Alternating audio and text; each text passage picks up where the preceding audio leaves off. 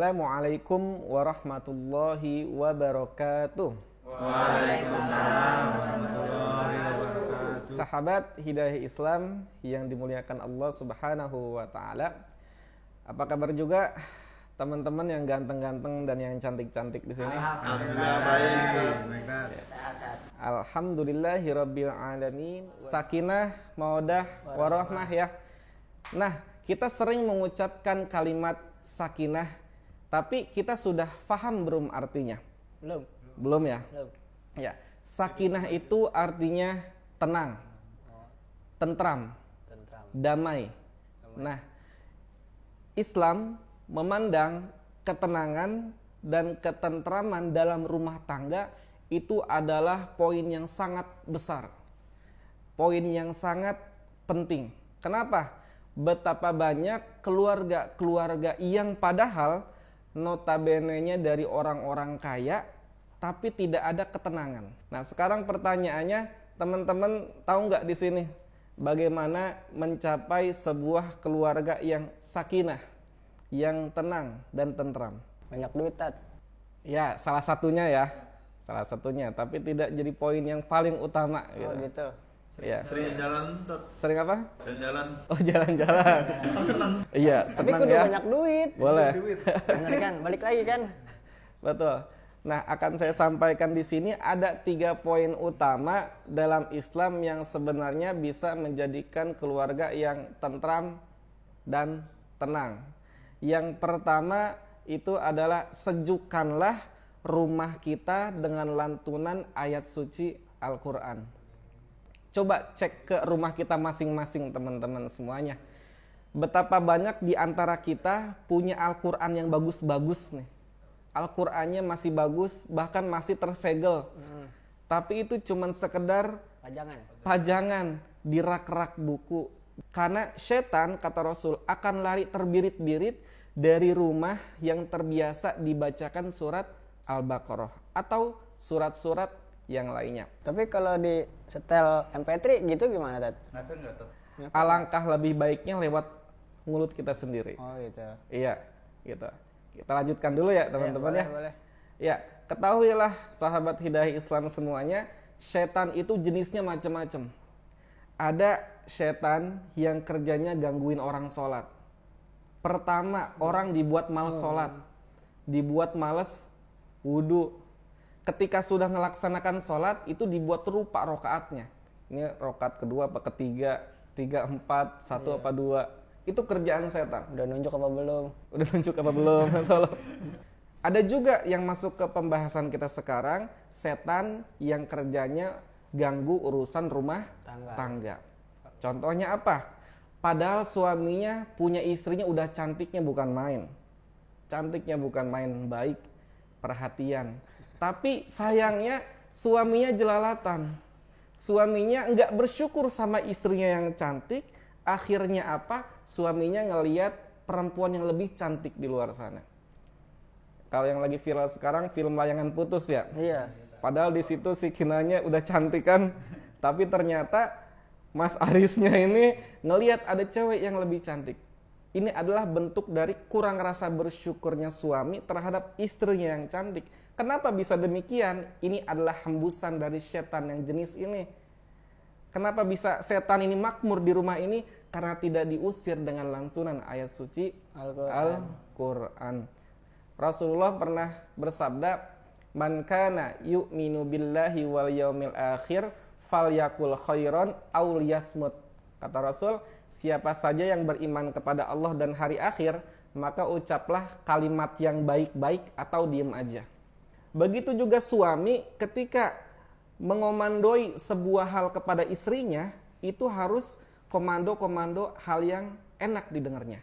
Jangankan komando, panggilan aja Rasul telah mengajarkan kepada suami-suami untuk memanggil panggilan-panggilan yang mesra, panggilan-panggilan yang sayang. Contoh, ketika Rasul memanggil Sayyidah Aisyah, istrinya yang paling cantik, Rasul menyebut dengan Ya Humairah. Ada yang tahu artinya Ya Humairah? Sayang bukan? Pipi merah 5. Iya, pintar sekali, Ini Mbak. tahu Taufik. Ya Humairah itu adalah Ya Humairah. Ya Humairah. pipi yang kemerah-merahan, ya bisa juga dibilang delima. Jadi saking cantiknya Sayyidah Aisyah itu pipinya merah dan Rasul menyebutnya dengan wahai istriku, wahai kesayanganku yang pipinya kemerah-merahan. Tapi jangan mentang-mentang misalnya istrinya hitam ya, terus dipanggilnya ya Suwaida, wahai istri yang kehitam-hitaman. Ya apa pun? Istri ya Suwaida, Suwaida. pipi yang kehitaman. Suwaida Kab. Saya.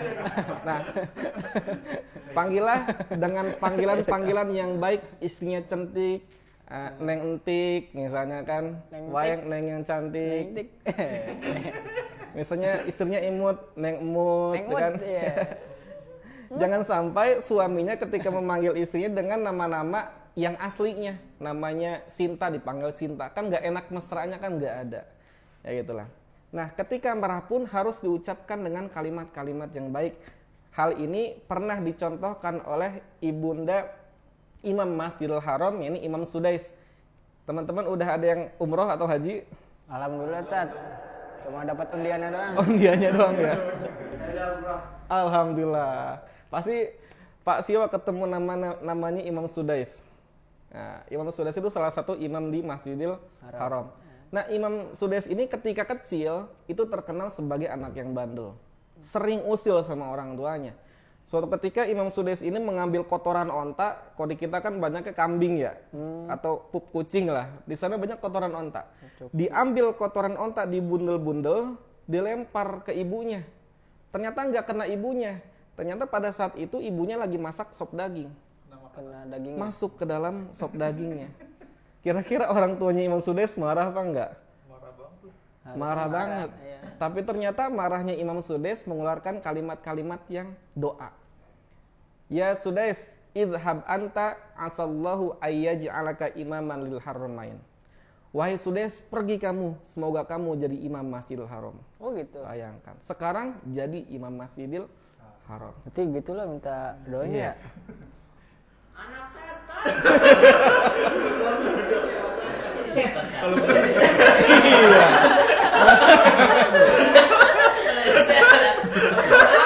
Iya, makanya. Orang tua manggilnya setan Iya, ya. makanya. Anaknya jadi anak setan. Aduh, salah cebut ya. Iya, hati-hati untuk orang tua makanya. Aduh. Ketika ngomel ke anaknya itu jadi doa nanti khawatir gitu. Bahaya ya. Nah, itu poin yang kedua. Ucapkanlah kalimat yang baik. Dan poin yang ketiga adalah sudah sewajibnya bagi seorang suami untuk mendidik istrinya dengan pendidikan yang baik, dengan pendidikan Islam. Kalau suaminya melihat istrinya belum sholat, ajak istrinya belum sholat. Kalau suaminya ngelihat istrinya masih belum kodok puasa nih, banyak istri-istri yang belum kodok puasa, ajak istri buat kodok puasa. Karena dosanya istri itu dosanya suami juga. Tapi kalau suaminya udah ngedidik, istrinya masih ngebangkang, itu udah jadi dosa pribadi istrinya. Makanya buat para yang masih bujang-bujang, buat yang masih pada perawan-perawan, khususnya yang bujang, jangan mimpi dapat istri yang solihah kalau sekarang sholatnya aja masih bolong. Karena dalam Islam itu namanya jodoh itu adalah cerminan. Kita baik, insya Allah Allah nitipin ke kita orang yang baik. Kalau kita buruk, insya Allah Allah pun nitipin kita orang yang buruk. Mau nanya Tat, Iya. kalau istrinya rajin sholat terus suaminya nggak rajin gimana Tat? Terbalik Iya. berarti terbalik. Balik Tat berarti Tat. Gak bisa gua. Sadar diri. Sholat sadar diri. Nah tuh. Iya. Melin lu. Jadi begini, Melin dalam Al-Quran sudah ada ayatnya ku anfusakum wa ahlikum naron. Jagalah diri kalian dan keluarga kalian dari api neraka. Nah, sebenarnya ayat ini adalah sindiran buat para suami-suami buat ngedidik istrinya. Nah, sudah benar tadi jawaban dari Mbak Vika. Adalah sebuah rasa malu kalau seandainya istrinya yang rajin tapi suaminya belum. Bisa jadi kalau seandainya ada yang seperti tadi, ada istri yang baik, suami yang kurang baik. Kan hal itu sebenarnya jarang. Bisa jadi Allah pertemukan mereka supaya orang itu bisa baik dengan istrinya yang jadi baik. Dengan istrinya yang baik dia jadi baik suaminya, maksudnya seperti itu. Yang kalau cowok bandel nih misalkan Hah. nggak boleh mimpi dapetin cewek yang baik ya. Iya. Tapi kalau kita masih mau mengharapkan yang dapat yang baik itu boleh. Oh gitu. Naluri ya. Iya, sebenarnya. ya kan. Jadi Siapa tahu pas dapat yang itu berubah gitu kan. iya. Naluri setiap laki-laki yang kurang baik ya, itu mendapatkan perempuan yang baik. Iya. Ya, itu naluri. Tapi PR besar untuk laki-laki ini adalah dia harus memperbaiki dirinya sendiri.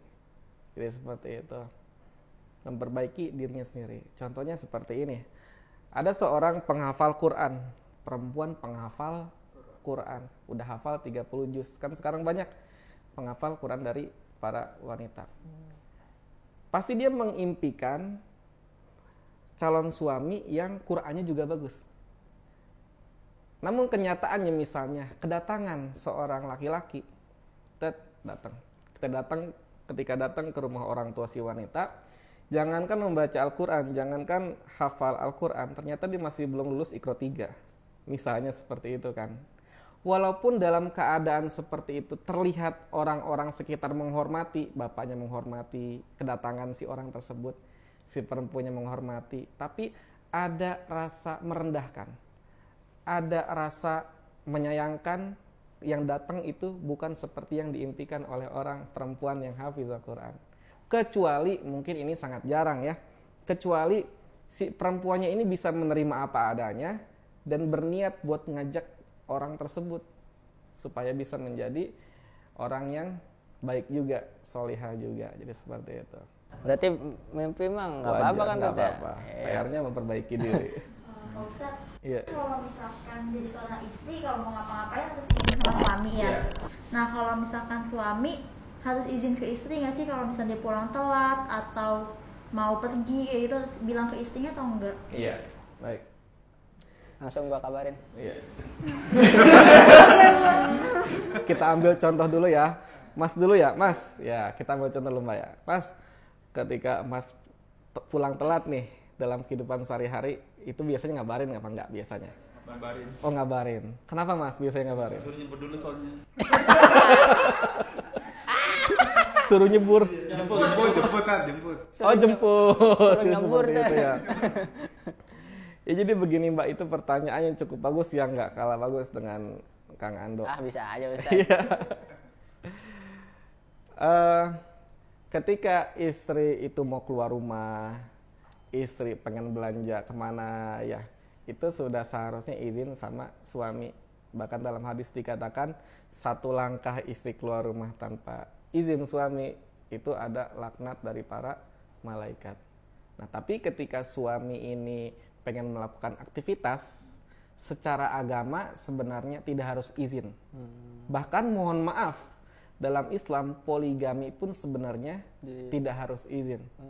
Cuman dalam etika sosial bermasyarakat, ya, etika berkeluarga, ketika suami pulang telat, suami keluar itu nggak bilang sama istri, itu nanti akan menimbulkan keresahan di hati istri, menimbulkan kegelisahan di hati istri, menimbulkan kecurigaan di hati istri. Kok telat berapa jam gitu kan? Telat sebulan. Telat sebulan. Waduh, kok pulang nggak? Gitu.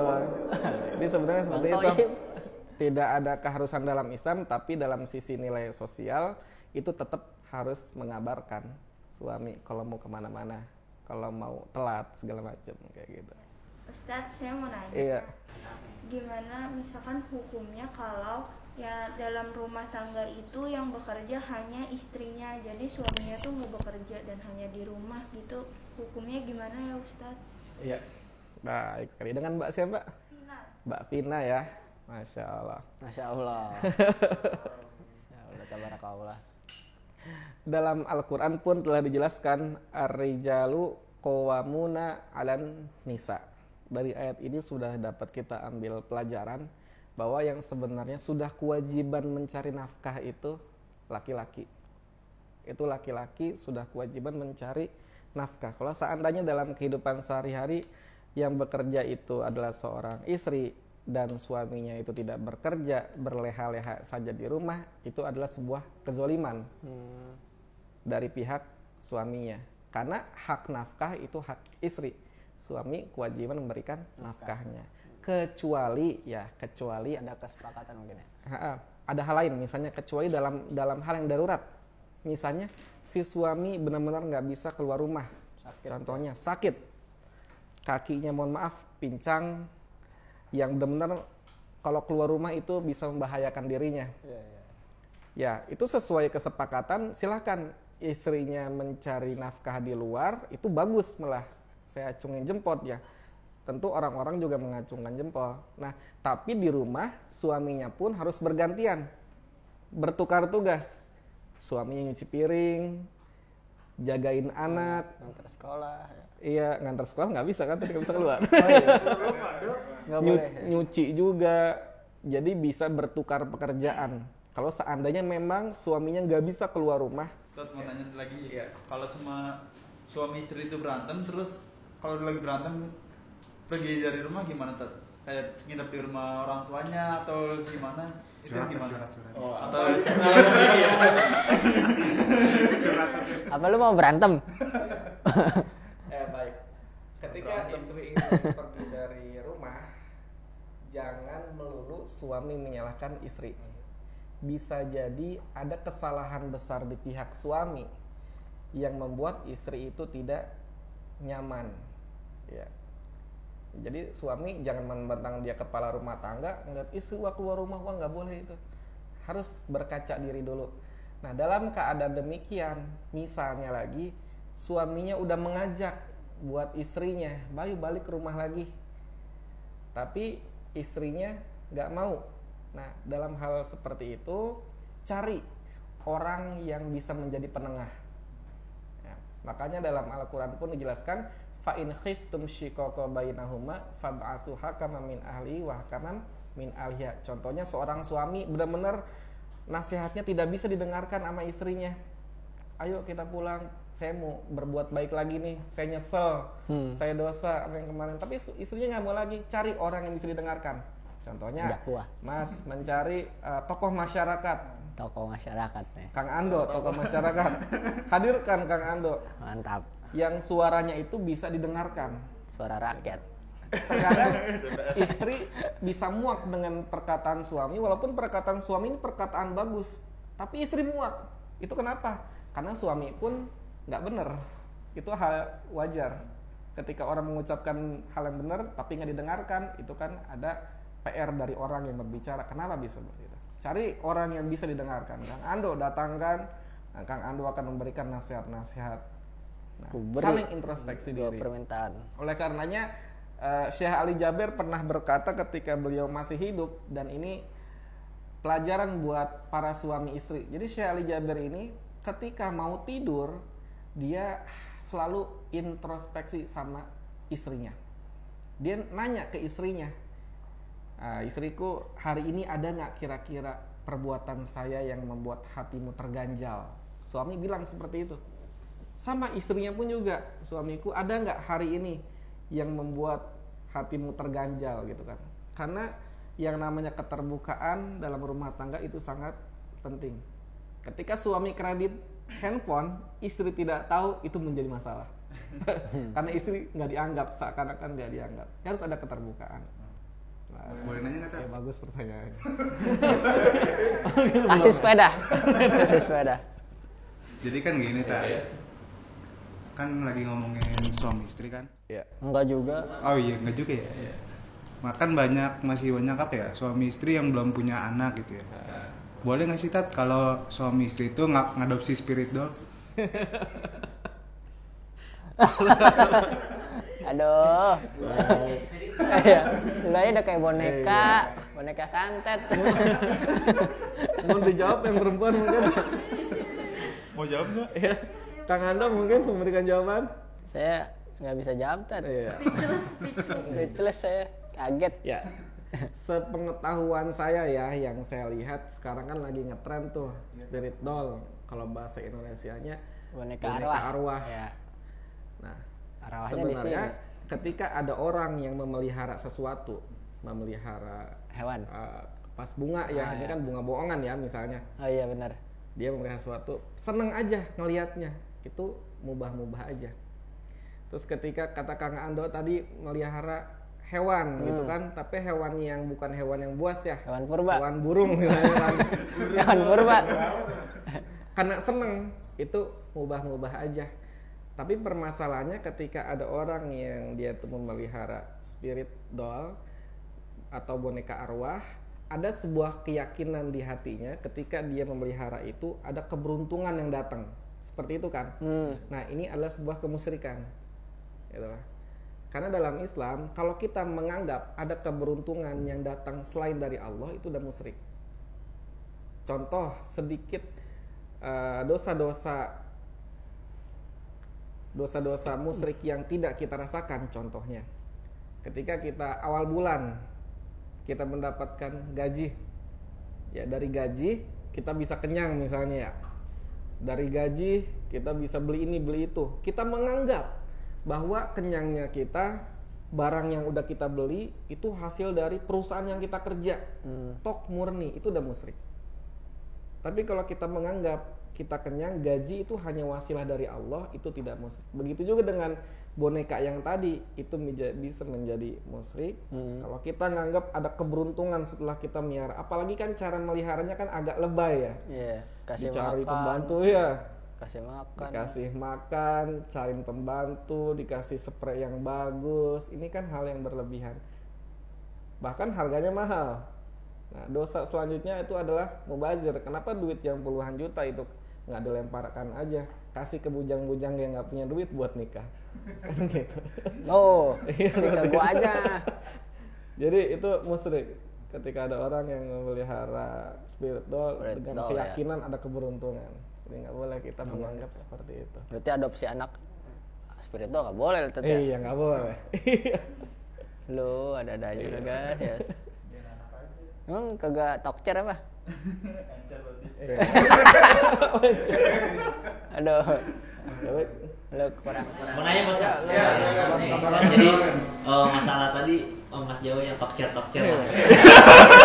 Jadi kan kalau misalkan istri menolak ajakan suami untuk beribadah gitu, contohnya kayak sholat, berhubungan gitu kan, berhubungan gitu. Nah, cuman kalau misalkan si istrinya ini ngajakin suami terus suaminya nolak gitu, itu hukumnya apa tadi? Ngajakin terus gitu, cuman suaminya udah capek gitu. Lemah tat. Habis kerja gitu kan capek gitu, terus istri tuh yang ngajak untuk buat spiritual lagi. Ngajak buat cerita anak gitu. Ayat tat. Udah punya anak berapa Mas? Oh belum. Anak jin banyak tat. Sering di WC. Ya, jadi ketahuilah yang namanya nafkah itu bukan sekedar nafkah uang, bukan sekedar nafkah makanan. Ketika suami itu memberikan seksualnya kepada istri, itu pun adalah sebuah nafkah. Nafkah batin ya tat. Iya, nafkah batin betul namanya. Jadi berdosa ketika suami ini tidak mau mempergauli istrinya. Nah tapi ya ada PR lagi kepada para istri-istri, harus tahu waktu juga ya. Suami wajib memberikan nafkah seksual, tapi istri harus tahu waktunya. Contohnya Pas masak. Oh beda, pas masak nanti. Mungkin boleh saja ketika setelah pulang kerja, kalau suaminya terlihat fit misalnya kan, Fit banget gue nih. fit gagah seperti Kang Ando. Nggak ada lawan nih tapi. Mau udah. Iya. Diajak, oke gitu kan bisa, ataupun pada hari-hari libur. Misalnya pengen ada hari-hari spesial melakukan hal tersebut di hotel A ya. Kalau anniversary Boleh selama sama istri. Tapi katanya tat kalau habis marahan itu diselesaikan dengan cara itu lebih enak katanya. Kata orang yang udah sih. Kalau lagi marahan, Iya, tapi biasanya gitu. setelahnya udah dalam keadaan damai. Iya. Itu lebih enak lagi. No, kan Ustadz lebih enak katanya. Makanya itu Marahan dulu apa kita? Terus kalau misalnya ibu nih ceritanya ya kan lagi ngumpul arisan jam semalam, suami saya mah kuat gitu kan. Itu disebutnya ria apa enggak tahu gitu. Kayak gitu kan. Barangnya bagus. Tergantung ya Mas ya. Jangankan hal tersebut. Kita ambil contoh sedekah ya. Kita ambil contoh lain dulu. Sedekah itu bisa menjadi ria kalau kita niat pamer. Tapi kalau sedekah, walaupun diumuman di toa masjid besar, kita niatnya supaya orang-orang itu tergugah hatinya buat sedekah, itu nggak ria. Makanya ketika ada orang sedekah di masjid, misalnya Bapak Muhammad sedekah 1 juta untuk pembangunan masjid, kita jangan suuzon dulu. Kadang-kadang kan kita suuzon, namanya disebutin, sampai alamatnya disebutin gitu kan. Kita jangan suuzon, siapa tahu Bapak Muhammad itu pengen nyentil orang-orang di sekitar. Kan orang sekitar jadi berpikir, dia sedekah, masa gua enggak gitu. Nah, begitu juga dengan hal yang tadi, kalau dia niatnya buat motivasi, itu nggak apa-apa. Tapi motivasi buat orang yang bujang, ayo nikah seru loh gitu kan. Tapi kalau niatnya buat ngeledek, buat ngerendahin orang itu, dasar bujang nggak laku gitu kan, misalnya kan, dasar perawan tua misalnya kan, gak laku, itu dosa, nggak boleh. Innamal a'malu binniyat. Sesungguhnya setiap perkara tergantung sama niatnya. Ya, pokoknya saya doain buat mbak-mbak di sini yang mungkin belum nikah ya. Saya doain dapat jodoh yang solid, jodoh yang kaya raya, jodoh yang cool ya. Jodohnya nggak kayak Mas Aris ya. Amin. Akhirnya dia kayak Mas Ando. Mas Ando mah baik. Amin ya. Barangnya bagus. Laki-laki yang belum nikah semoga dikasih yang soleha. Amin. Dikasih yang menghafal Quran. Mas udah nikah, amin lagi ya. Mau nambah dah. Siapa tahu nambah. Amin.